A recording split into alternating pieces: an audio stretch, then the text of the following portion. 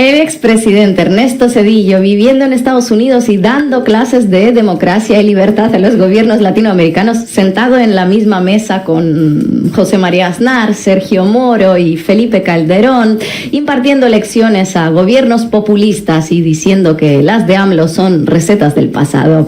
Por su parte, el expresidente Felipe Calderón, que juraba y perjuraba en los 90 que votaría en contra de ese rescate y que terminó votando a favor, tranquilo viviendo en España.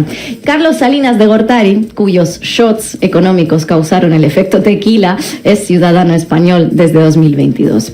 Bueno, esto es una simplificación extrema de la situación a la que el neoliberalismo despiadado condenó en los años 90 a todos los mexicanos.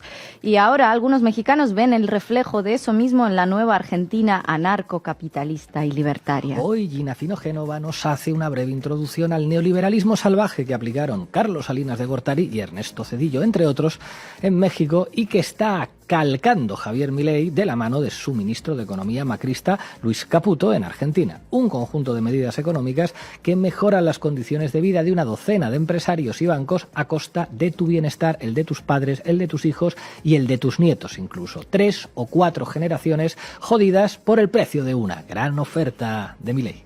FOBAPROA es el acrónimo de Fondo Bancario de Protección al Ahorro, pero para los mexicanos significa mucho más. Es la soga que les pusieron sus gobernantes al cuello a mediados de los años 90 y que llevarán, según cálculos recientes, hasta al menos 2070, como para que nos quejemos los pobres mortales de nuestras hipotecas de 30 y 40 años. Ese fondo de protección de los bancos se creó en 1990 durante el gobierno de Carlos Salinas de Gortari.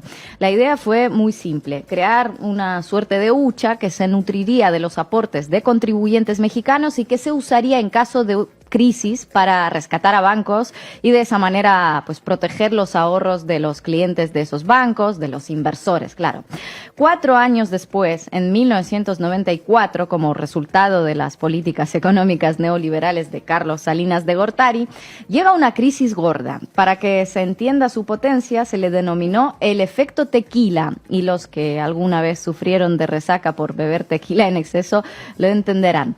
Básicamente, el efecto se produjo luego de haber abierto México a las inversiones extranjeras para generar crecimiento, luego de haber fijado toda la economía al dólar y haber emitido lo que se llamaba tesobonos, bonos de deuda interna que cotizaban en dólares pero que se pagaban en pesos. Negocio redondo. En Argentina todo esto suena de algo, ¿verdad? Entregar bonos en dólares que luego te los devuelven en pesos que se devalúan a la velocidad de la luz.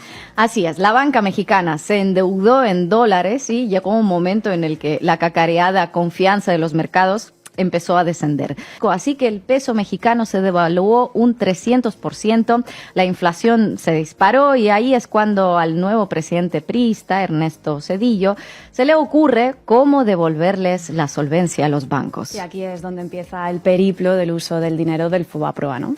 Los siguientes 4 años, el FOBAPROA absorbió la deuda de los bancos privados, que en 1999 constituyó el 11% de la economía de todo México.